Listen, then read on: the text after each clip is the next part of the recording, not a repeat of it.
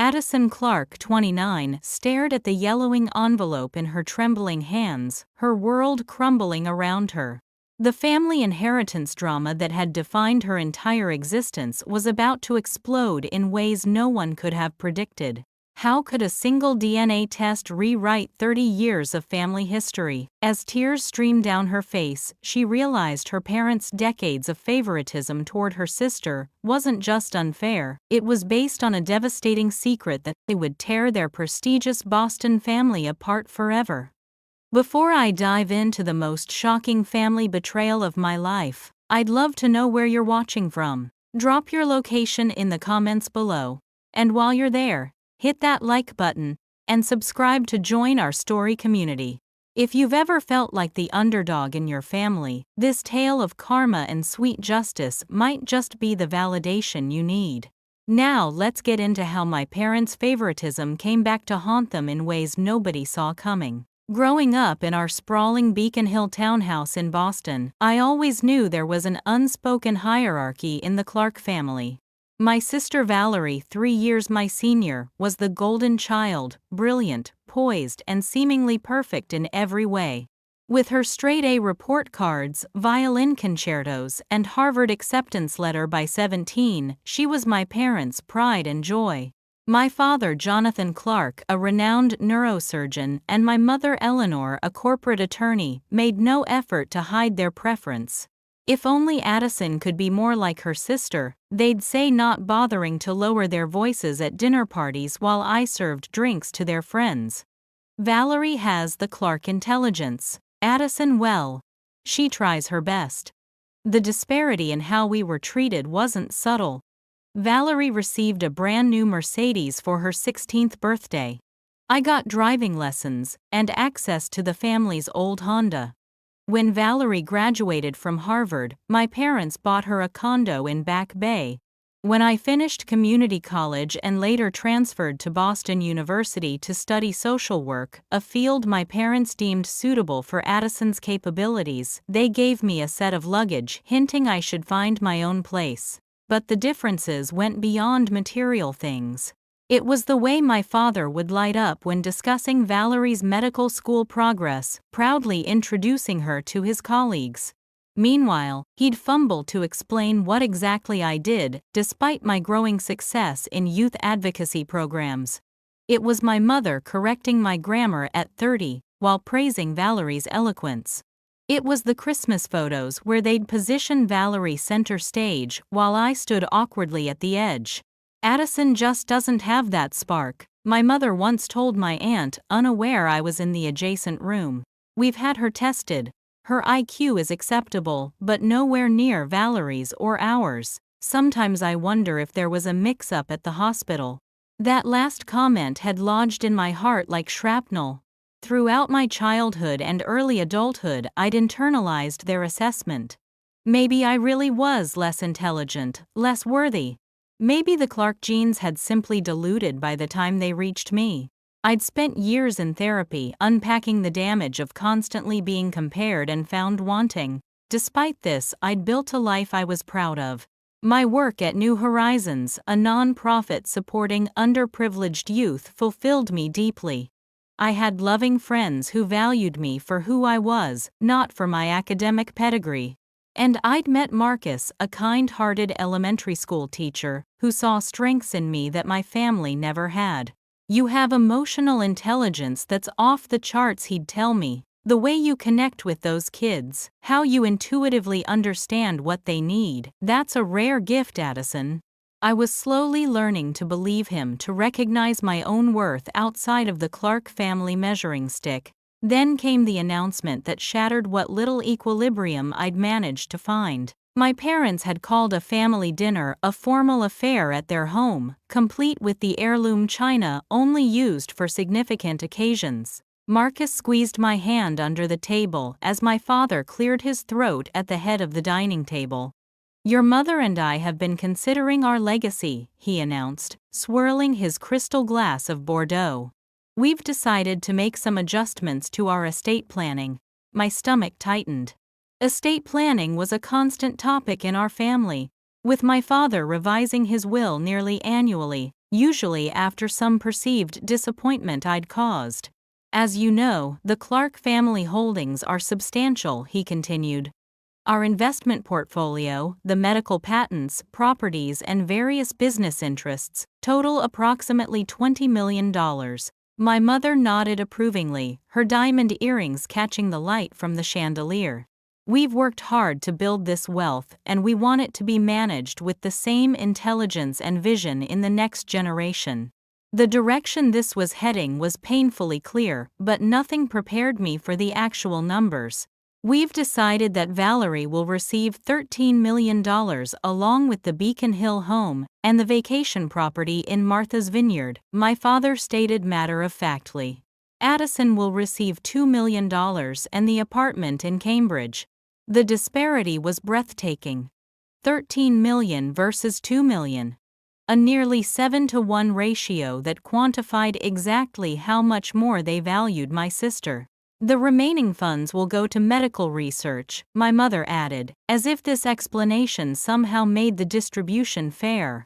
Valerie had the grace to look uncomfortable at least. Dad, don't you think that's a bit uneven? My father waved dismissively. It's proportional to capability. Valerie, you've demonstrated financial acumen and professional success that warrants this responsibility. Addison's portion is actually quite generous considering her different path. Marcus's grip on my hand tightened so much it hurt.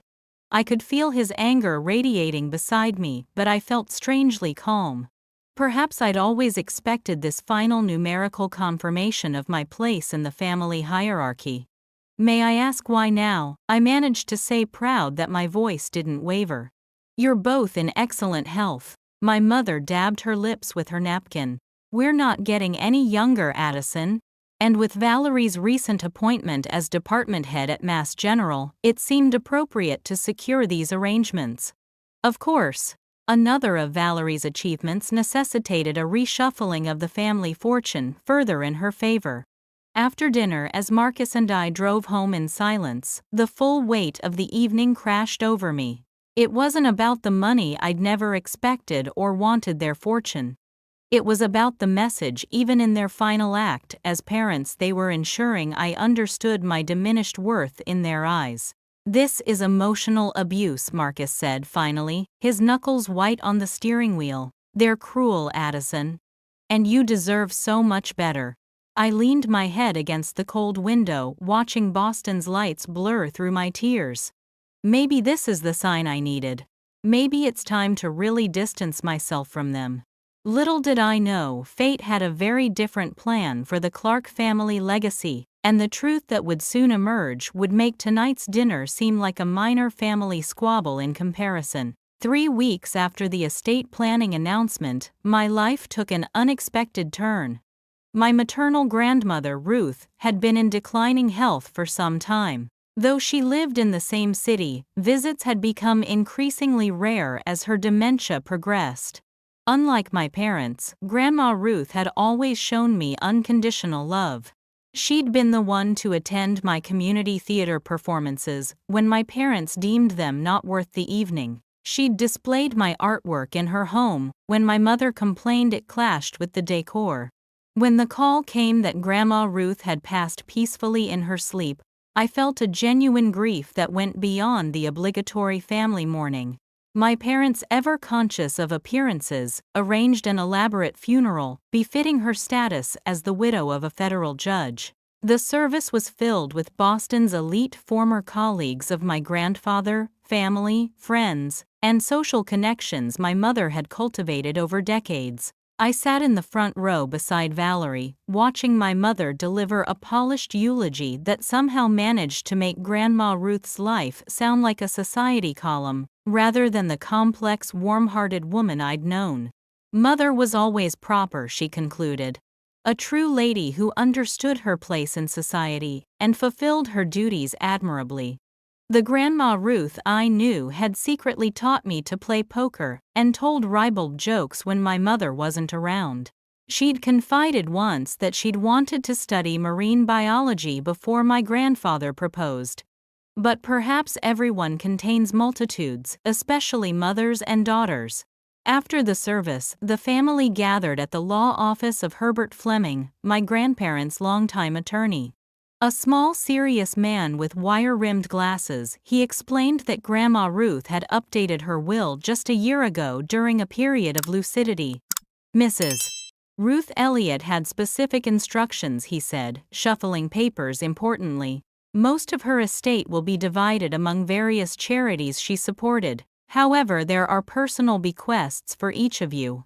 My mother received her mother's jewelry collection. My father, oddly enough, was left a first edition Hemingway with a note that read simply, "Jonathan, remember our conversation." Valerie inherited Grandma's collection of art from her travels. And then Mr. Fleming turned to me. For Addison Clark, he read, "I leave the contents of the safe deposit box at First National Bank Key, enclosed with instructions that its contents be reviewed privately." My mother frowned. "What safe deposit box? Mother never mentioned this to me." Mr. Fleming merely adjusted his glasses. Mrs. Elliott was quite adamant that this particular bequest be handled with discretion. He handed me a small envelope containing a key and an additional note with the box number. The mystery of it felt strangely ominous, as if Grandma Ruth was reaching from beyond to tell me something important. The following day, I went alone to the bank. The manager escorted me to the vault area, checked my identification against Grandma's authorization letter, and left me in a private viewing room with the metal box from the safe deposit drawer. Inside, I found several items: a bundle of letters tied with faded ribbon, a small velvet jewelry box containing a modest sapphire ring I'd never seen before, and a sealed envelope with my name written in Grandma Ruth's elegant script. With trembling fingers, I opened it first. "My dearest Addison," it began. "If you're reading this, I've finally found the courage in death that eluded me in life. There are truths that have been buried too long in our family, and you, my sweet girl, have paid the price for our silence." My heart began to race as I continued reading. "When your mother married Jonathan, we all believed it was a perfect match between two brilliant, ambitious people. Their first years were happy, and when Valerie arrived, she was the image of both of them, Jonathan's eyes, Eleanor's nose. But their marriage began to fracture under the pressure of their careers, and Jonathan's increasing control." I paused, surprised by this revelation. My parents had always presented a united front, their marriage an unquestioned cornerstone of our family mythology. Eleanor sought comfort elsewhere, the letter continued. "A brief affair with a kind man who appreciated her in ways Jonathan never did. When she discovered she was pregnant with you, Eleanor was terrified. The timing made it clear you couldn't be Jonathan's child." The room seemed to tilt around me. I gripped the edge of the table, trying to process what I was reading. "Jonathan agreed to raise you as his own, but only under certain conditions. Eleanor would never reveal the truth. She would remain in the marriage and support his career ambitions above her own. And this is the part I've never forgiven him for. He insisted that Eleanor would ensure you never outshined Valerie, his real child." Tears blurred my vision as 30 years of subtle and not so subtle undermining suddenly made horrific sense. My academic achievements downplayed, my confidence systematically eroded, the constant comparison to Valerie. It hadn't been accidental cruelty, it had been deliberate. "The letters in this box are from your biological father, David Mercer. He never knew about you." Eleanor broke things off completely when she reconciled with Jonathan. David was an artist, kind, intuitive, and emotionally generous in all the ways Jonathan was not. "I see him in you every day, in your compassion and creativity that the Clarks have tried so hard to diminish." I turned to the bundle of letters, recognizing they were addressed to my mother in the years before my birth. The sapphire ring had been a gift from David returned unopened when my mother ended their relationship. "I've enclosed a DNA test kit," the letter concluded. "The choice to confirm this truth is yours, as is the decision of what to do with it. Know that you have always been loved by me, by your biological father, even though he never knew you existed, and by your mother in her complicated way. The person who has failed to love you properly is the man who agreed to be your father and then punished you for not being his blood. You deserve better, Addison. You always have. I sat there for a long time, the evidence of my true parentage spread before me like pieces of a puzzle I'd never known needed solving. My whole identity, the very foundation of who I believed myself to be, had just been completely upended. Yet strangely, I felt a weight lifting. The inexplicable feeling of not belonging, of being fundamentally different from the rest of my family. It hadn't been my imagination. I hadn't failed to meet the Clark standard. I had never been a Clark at all. For days after discovering Grandma Ruth's letter, I moved through my life in a fog.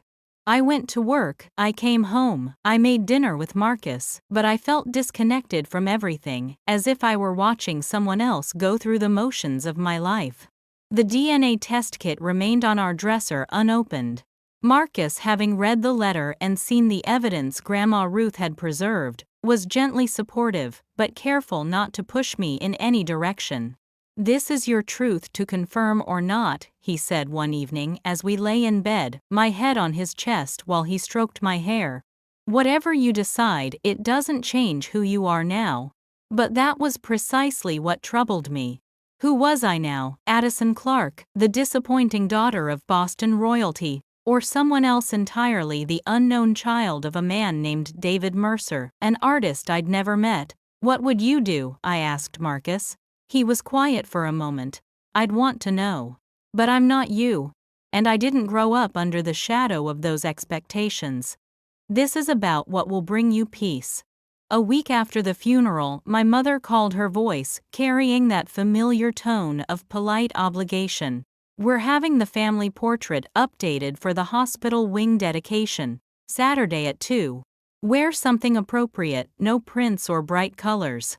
I nearly laughed at the absurdity. Here I was, possibly not even genetically related to the Clarks, and my mother was still concerned with how I'd affect the family image.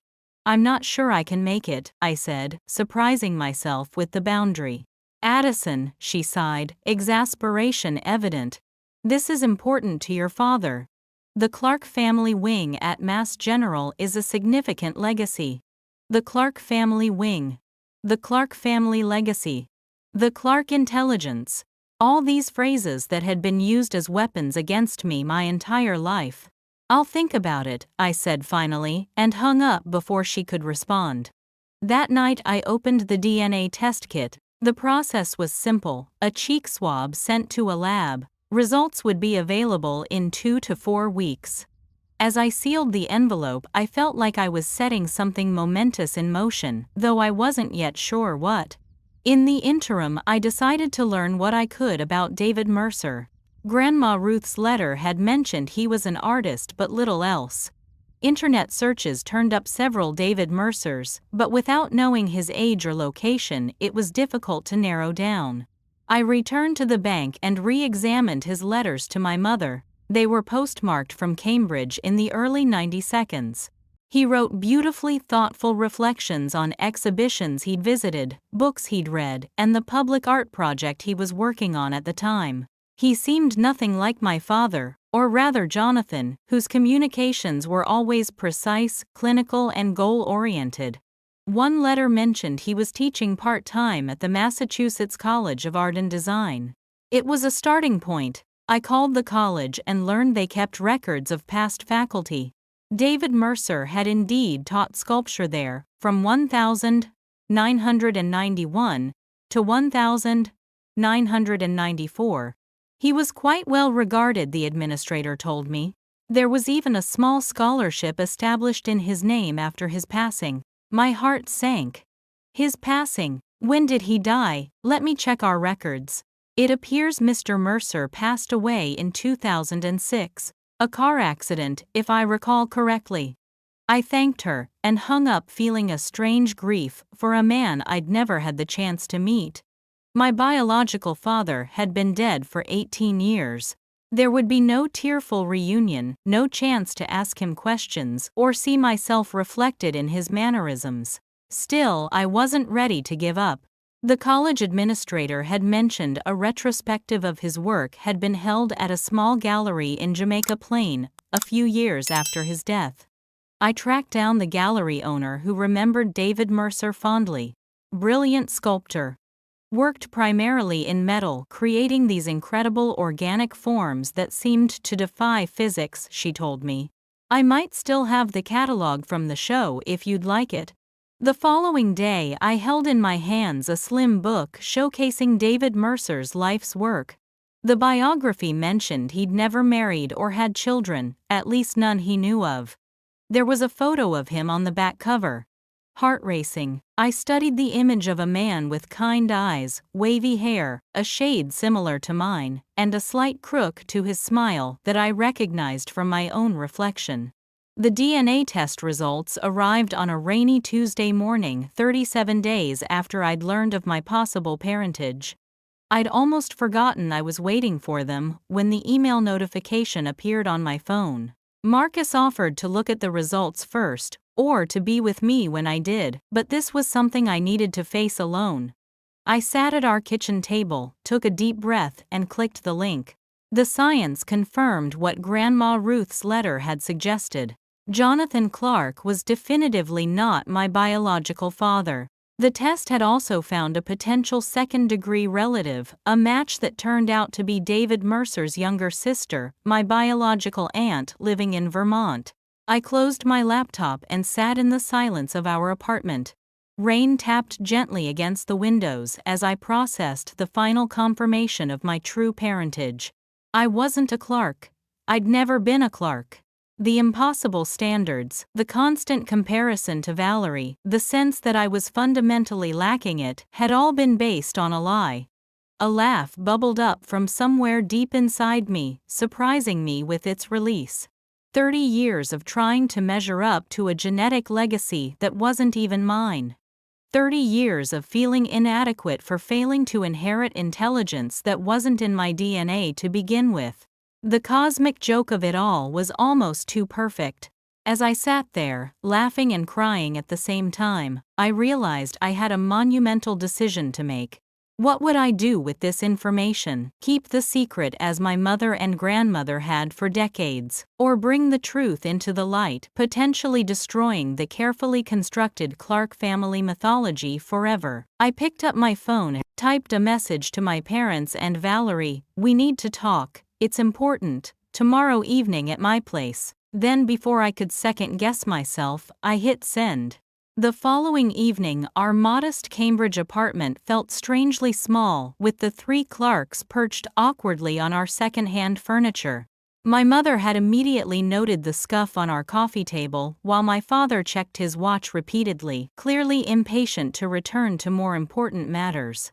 Only Valerie seemed genuinely curious about why I'd called this impromptu family meeting. Marcus had offered to be present, but I'd asked him to give us privacy. This confrontation was 30 years in the making, and I needed to face my family alone. "Well, Addison," my father said, after declining anything but water, "what's this urgent matter that couldn't be discussed over the phone?" I'd rehearsed this moment countless times over the last 24 hours. Yet now that it was here, words failed me. Instead, I retrieved a folder from our bedroom and placed it on the coffee table between us. "These are some things Grandma Ruth left me," I said, my voice steadier than I expected. "I thought you might be interested in seeing them." My mother stiffened, almost imperceptibly.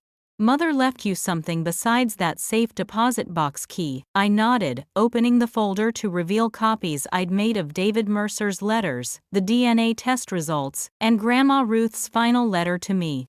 I watched as understanding dawned on my mother's face, the blood draining visibly from her cheeks. "Addison, I don't think she began, but I cut her off." "I know everything, Mom," I said quietly. "About David Mercer. About the agreement you made with Dad. About why I've never been good enough." My father's face had transformed into a mask of cold fury. "Ruth had no right," he said through clenched teeth. "This was not her secret to share. Wasn't it? I asked. She watched for 30 years as you systematically undermined and diminished her granddaughter, as you made me feel intellectually inferior and unworthy of the same love you gave Valerie. Don't you think someone needed to tell me why Valerie looked between our parents' confusion evident? What is she talking about? What agreement? I turned to my sister, half-sister technically though, that distinction didn't matter to me. Dad isn't my biological father. Mom had an affair before I was born. Dad agreed to raise me as his own but only if they ensured I never outshined you, his real daughter. Valerie's jaw dropped. She turned to our parents. Is this true? My mother's hands trembled as she smoothed her skirt, a nervous habit I'd observed countless times at Clark family functions, when something threatened to disrupt her perfect facade. It's more complicated than that, Valerie. Your father and I were going through a difficult time. The affair was a mistake, but when I discovered I was pregnant, you made a deal with the devil. I finished for her. You'd stay in the marriage and ensure I never threatened Valerie's position as the true Clark heir. We gave you everything, my father interjected, his voice cold. Private schools, vacations, a home in one of Boston's best neighborhoods. Many children would be grateful for such privileges. You gave me things I agreed, but you withheld the one thing a child truly needs: unconditional love and acceptance. You turned every achievement of mine into a competition that I was designed to lose. Do you know what that does to a person, to always feel like you're failing but never understand why you can't measure up? My mother reached toward me, then seemed to think better of it and withdrew her hand. Addison, we did love you. In our own way. Your own way left me in therapy for most of my adult life, I said. Your own way made me believe I was fundamentally deficient. Valerie, who had been uncharacteristically silent, suddenly stood up. I think I'm going to be sick, she said, her face pale. All those times you compared us, all those times you undermined Addison's accomplishments or steered her away from opportunities, I thought it was just favoritism. I never imagined it was this calculated. My father turned to her. Valerie, try to understand. We wanted to protect your position in the family. The Clark legacy is built on emotional abuse, she finished, her voice hard.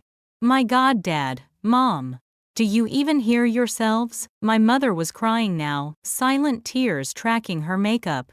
It wasn't supposed to be like this. We thought we were doing what was best for everyone. Best for everyone, I echoed.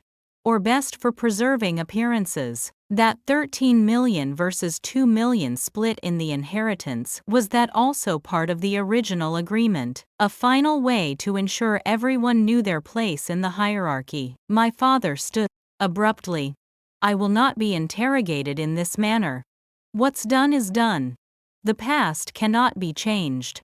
No, I agreed, but the future can be. I'm done pretending to be less than I am, to protect your precious family image. I'm done accepting scraps of approval and convincing myself they're enough, and I'm done being silent about the truth. A heavy silence fell over the room. Outside, distant traffic sounds filtered through the windows as the four of us stood at this irrevocable turning point in our family history. Finally, my mother spoke, her voice barely above a whisper. What do you want, Addison? It was the first time in my memory that either of my parents had directly asked what I wanted. I want acknowledgement of what was done to me, I said slowly. I want you both to understand the damage your agreement caused. And I want the estate distribution reconsidered, not because I care about the money, but because its current structure perpetuates the lie that I'm somehow less deserving. My father scoffed.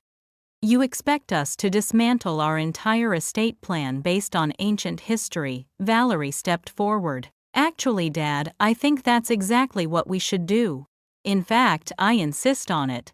The look on our father's face was one I'd never seen directed at Valerie, a mixture of shock and betrayal.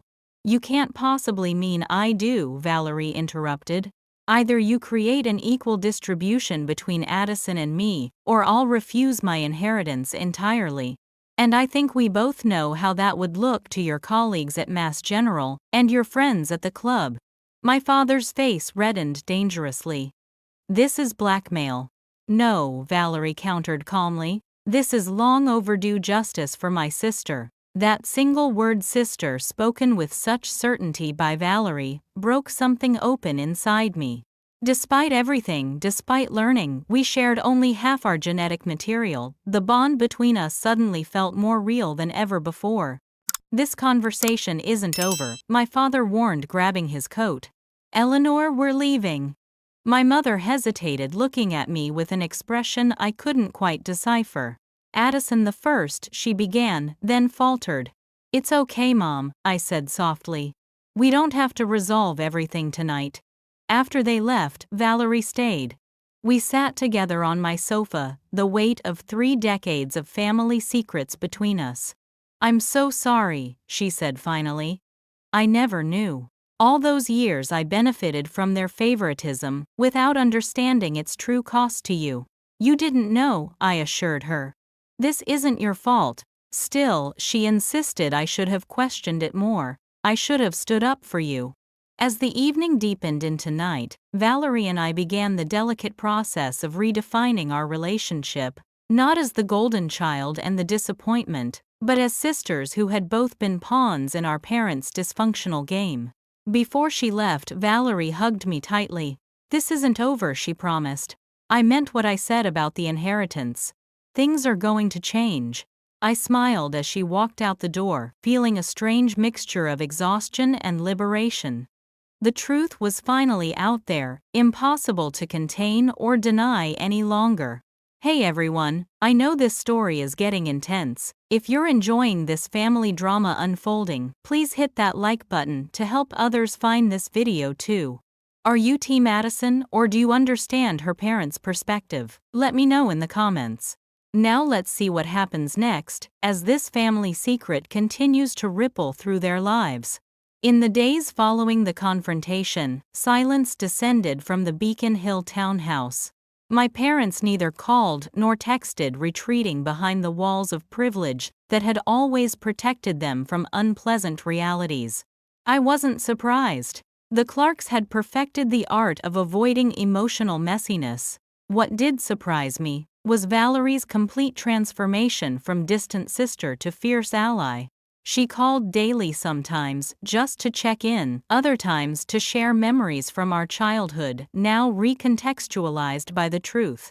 "Remember when you won that creative writing award in 8th grade, and Dad said it was nice, but then immediately changed the subject to my debate tournament?" she asked during one such call. "God, Addison, how did I not see the pattern? We were kids," I reminded her. "And they were careful to make it seem normal." A week after our confrontation, Valerie invited me to lunch at an upscale restaurant near Mass General. She arrived in her white doctor's coat, apologizing for having to return to the hospital afterward. "I've been doing a lot of thinking," she said once we'd ordered, "about nature versus nurture, about what makes us who we are." I nodded, waiting for her to continue. "You know, when we were growing up, I always envied your creativity," she admitted. "The way you could tell stories or see beauty in ordinary things. I tried to paint once in secret, because I knew Dad would consider it a distraction from academics. I was terrible at it." I laughed softly. "And I envied your natural affinity for science. The way complex concepts just clicked for you." "That's just it," Valerie leaned forward. "I don't think it was natural at all. Looking back, I realize I was essentially programmed to excel academically. Any other interests were discouraged. Any deviation from the Clark path was corrected." She took a sip of water, her expression thoughtful. "I've been successful, yes, but at what cost? I've never once questioned if medicine was truly my passion or simply the expectation I fulfilled. Meanwhile, you fought against their current and found work that genuinely fulfills you." Her words struck me deeply. I'd spent so many years envying Valerie's seemingly effortless success that I'd never considered she might envy my freedom to pursue a less prestigious but more personally meaningful path. "What would you do if you weren't a doctor?" I asked. Valerie looked momentarily lost, as if the question had never occurred to her. I don't know. That's the problem, isn't it? I've never allowed myself to explore alternatives. Our conversation shifted to lighter topics, but as lunch ended, Valerie handed me a thick envelope. "What's this?" I asked. "I've been to see Herbert Fleming," she explained. "I've had my portion of the inheritance legally adjusted. These are the papers confirming the changes." I stared at her in disbelief. "Val, you didn't have to." "Yes, I did," she interrupted firmly. "Not just for you, but for me too. I need to start making decisions based on what's right, not what maintains family appearances." Inside the envelope were legal documents showing that Valerie had instructed Fleming to create a trust that would ensure equal distribution of the Clark assets between us. She'd done it without consulting our parents, using her power as the golden child to finally balance the scales. "They're furious, of course," she added with a grim smile. "Dad threatened to cut me off entirely, but I reminded him how it would look if the Clark family wing at Mass General was dedicated without his daughter, the department head, in attendance." I shook my head, amazed at how efficiently she'd outmaneuvered our parents at their own game. "I never wanted to come between you and them." "You didn't," she assured me. "This rift has been forming for years beneath the surface. Your discovery just brought it into the light where it can finally heal properly." As I left the restaurant, the weight of the legal papers in my bag felt symbolic of a larger shift, a rebalancing of power, of worth, of voice within our fractured family. That evening I decided to learn more about my biological father. The gallery catalog had mentioned his sister, my biological aunt, lived in Vermont. With her name from the DNA match and some internet searching, I was able to locate Margaret Mercer in Burlington. After several days of deliberation, I composed an email explaining who I was and what I'd recently discovered. Her response came within hours, filled with warmth and astonishment. "David would have been overjoyed to know he had a daughter," she wrote. "He always wanted children but never had the chance to start a family before the accident. Would you be open to meeting? I have his journals, his artwork photos, pieces of him I would be honored to share with you." 2 weeks later, Marcus and I drove to Burlington. Margaret's home was a cozy Victorian, filled with artwork, much of it David's. At 62, she had the same kind eyes I'd seen in his photograph, the same wavy hair now streaked with silver. "You have his hands," she said, when we met, tears in her eyes. "Artist's hands. Creative hands." Over the weekend, she shared stories of the brother. I'd never know his passion for teaching, his gentle humor, his belief that art could heal community wounds. She showed me journals where he'd written about the brief romance with a brilliant law student named Eleanor, wondering what might have been. "He never knew about me?" I asked, needing to confirm what Grandma Ruth had written. Margaret shook her head. "Eleanor ended things completely. She said she was recommitting to her marriage, that it had been a mistake. David respected her decision, though I know it hurt him deeply. He never knew she was pregnant." The weekend with Margaret filled a hole in my identity I hadn't fully acknowledged. I wasn't just the disappointing, not quite Clark. I was also the daughter of David Mercer, artist teacher, a man who found beauty in unexpected places and created connections through creativity. His DNA had been with me all along, expressing itself in ways my Clark upbringing had tried to suppress. As Margaret hugged me goodbye, she pressed a small metal sculpture into my hands, a delicate, swirling form that somehow captured movement in static material. "David made this the year you would have been born," she said. "I think he should have it." On the drive home, the sculpture safely nestled in my lap, I felt a strange sense of completeness. I might have lost one father, but I'd gained another, and with him a new understanding of myself. A month after meeting Margaret, I received an unexpected call from my mother. Her voice sounded smaller, somehow less assured than I'd ever heard it. "Your father is in the hospital," she said, without preamble. "A minor stroke. He's stable, but I thought you should know." despite everything I found myself driving to Mass General that afternoon. The irony wasn't lost on me visiting my father in the very hospital wing that bore our family name, the legacy he'd been so determined to protect. I found him in a private room looking diminished against the white hospital sheets. My mother sat beside him, her perfect posture finally showing signs of fatigue.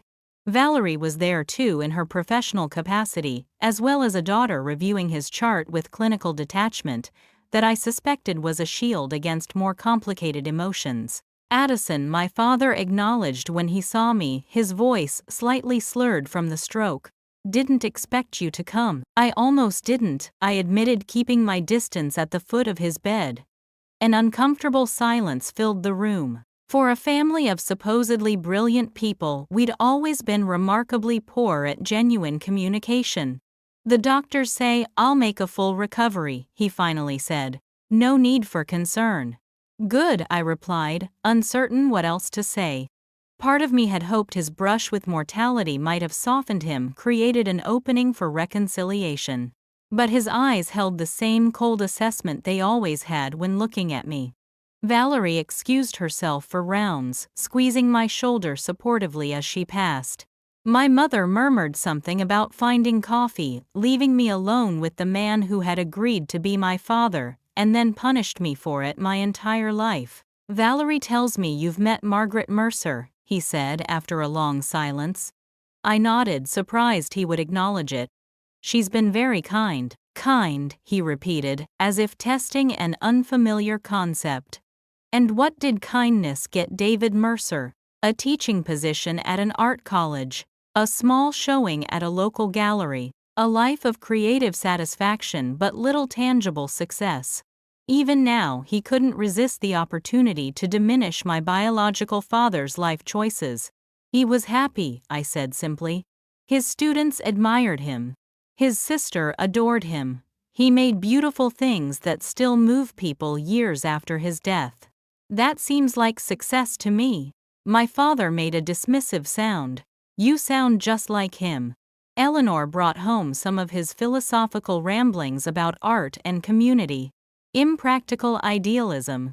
The revelation that he had read David's letters to my mother, that he had known exactly who he was competing with all those years ago, shifted something in my understanding. "You were jealous of him," I realized aloud. "Not because Mom had an affair, but because she found something in David that you couldn't give her." A muscle twitched in my father's jaw. "Your mother chose me," he said firmly. "She came back to me." "Because you gave her an ultimatum," I countered. "Stay and follow your rules, or lose everything." I gave her stability, security, position, but not acceptance, not unconditional love. I moved closer to his bedside. "And you extended that same conditional acceptance to me." I had to earn my place by being less than I could be, by never threatening Valerie's position as the true Clark heir. He didn't deny it, which was perhaps the most honest he'd ever been with me. "I did what I thought was best," he said finally. "For whom?" I asked quietly. "Not for me.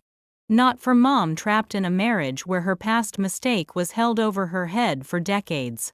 Not even for Valerie, who's only now realizing how much of her identity was programmed rather than chosen."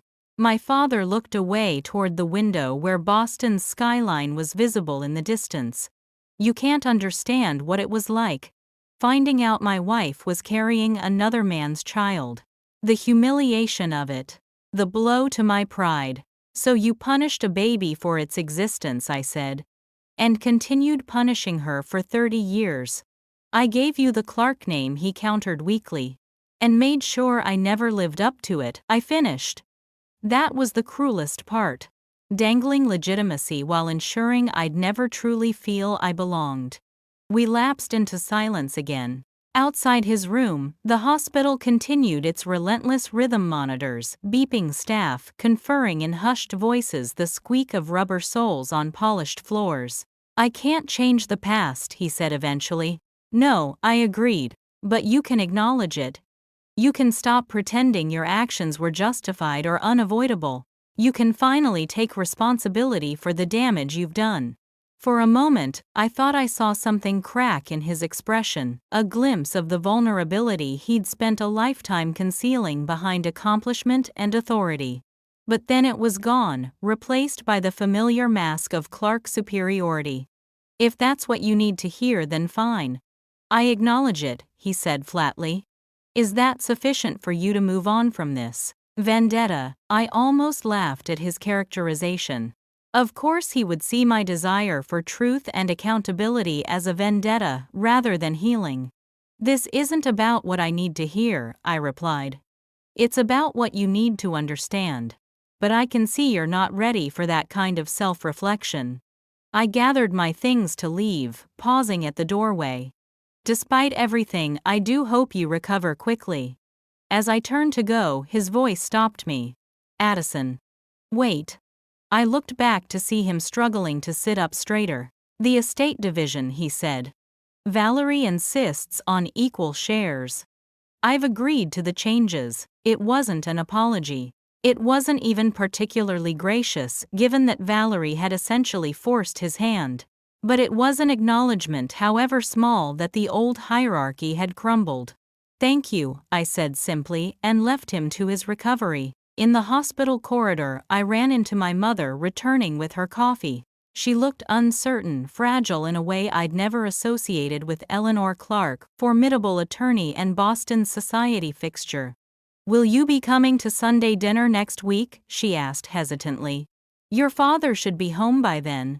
The question hung between us, not just an invitation to dinner, but an opening, a tentative step toward whatever our relationship might become, now that the central lie had been exposed. I'll think about it, I said, neither committing nor refusing outright. Things can't go back to how they were, Mom. You understand that, right? She nodded, her eyes bright with unshed tears. I know. I don't want to lose you completely. You haven't lost me, I assured her, but you need to get to know me, the real me, not the diminished version you and Dad created to maintain family equilibrium. As I left the hospital, I felt lighter somehow. The reckoning wasn't complete, perhaps it never would be entirely, but the truth was finally in the open, creating space for something new to grow from the ashes of our family mythology. 1 year after discovering my true parentage, I stood in a small gallery in Jamaica Plain, surrounded by family, friends, and strangers, who had come to see the opening of a special exhibition David Mercer Legacy Reclaimed. Working with Margaret and the gallery owner who had known David, I'd spent months curating a retrospective of my biological father's work, supplemented by pieces from private collections and loans from former students. The centerpiece was a collaborative installation. Margaret and I had created my written words flowing around and through his sculptural forms, a conversation across time between father and daughter who had never met.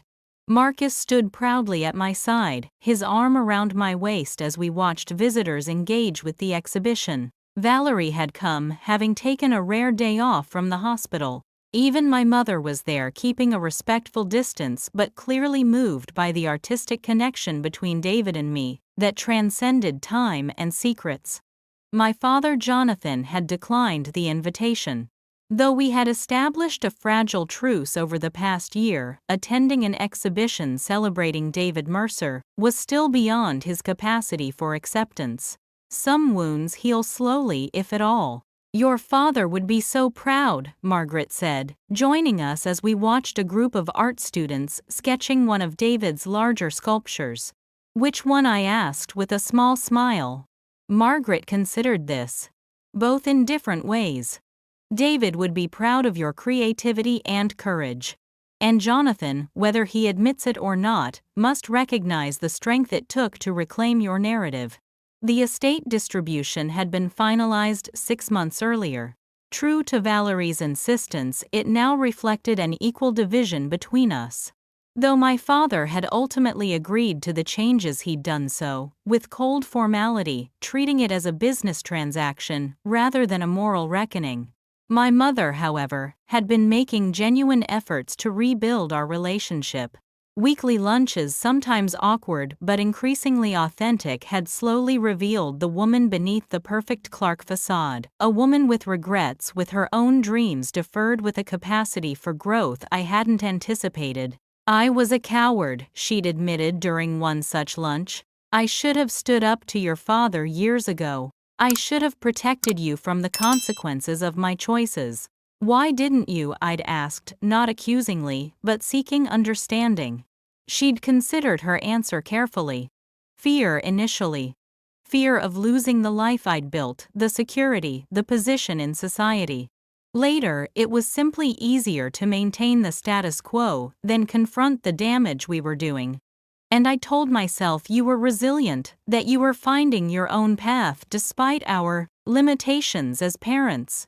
It wasn't a complete excuse, but it was honest. And honesty, however belated, was the foundation on which we were slowly rebuilding trust. As the exhibition opening wound down, I found myself standing before a small metal sculpture, one of David's early works, a delicate balance of strength and vulnerability that seemed to capture exactly how I felt at this moment of public reclamation. "It's like he knew you," Marcus said softly, joining me. "In some ways, maybe he did," I replied. "Not me specifically, but the possibility of me. The kind of person who might carry his creative vision forward." The David Mercer exhibition marked more than just artistic appreciation. It was a public acknowledgement of my dual heritage, the Clark name I'd carried, and the Mercer spirit I'd always possessed without knowing its source. No longer would I be defined solely as the disappointing Clark daughter. I was Addison Clark Mercer, now having legally added my biological father's name to honor his unwitting contribution to my identity. My work at New Horizons had evolved as well.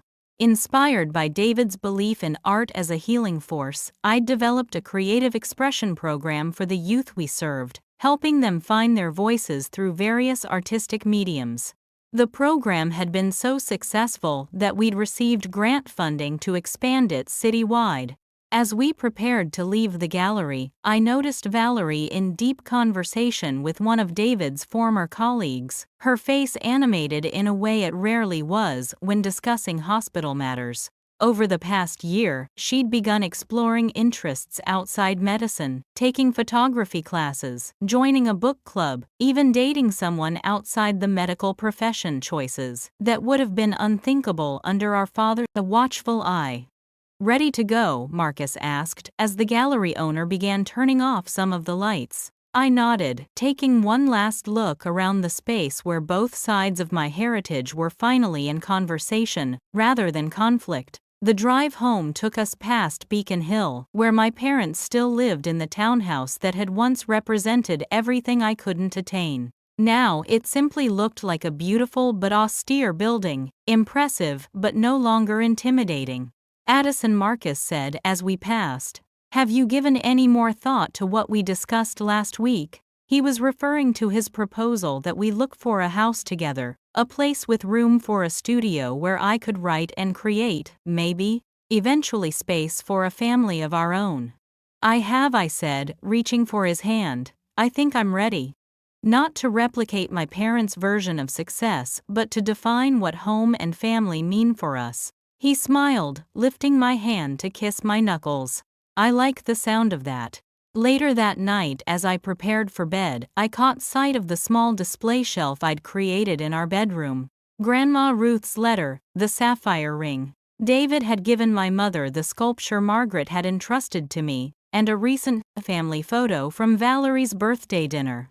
Not a perfect family, certainly not a conventional one, but mine, in all its complicated reality. The girl who had grown up believing she was fundamentally lacking had discovered she was actually a unique blend of two worlds, the Clark determination and the Mercer creativity, nature and nurture, intertwined in ways that could no longer be disentangled or denied. The truth hadn't magically healed all wounds or resolved all conflicts. My father still struggled to see me as anything other than evidence of my mother's betrayal. Some Sunday dinners still ended in tense silence. The Clark family myth had been irrevocably altered, but myths die hard, especially for those who have invested their identity in them. Yet the truth had set something essential free within me, the need to apologize for my existence, to minimize my achievements, to accept less than I deserved. In claiming my complete heritage, I had finally claimed my complete self. As I turned out the light, I thought of that yellowing envelope that had started it all. How terrifying it had seemed at first, how devastating the revelations it contained. Yet without it, I might have spent my entire life trying to belong to a legacy that was never fully mine, missing the beauty of the legacy that was. Sometimes I realized an ending is exactly what we need to find our true beginning. Hey everyone, thank you so much for staying with me through this entire journey. If you connected with my story of family secrets and finding my true identity, I'd be so grateful if you'd hit that subscribe button to join our storytelling community. Have you ever experienced a moment where family, karma, or justice finally came through for you? Share your experiences in the comments below. I read every single one. Don't forget to like this video and share it with someone who need to hear that they're enough exactly as they are. Until next time, remember that sometimes what feels like rejection is actually redirection to where you truly belong.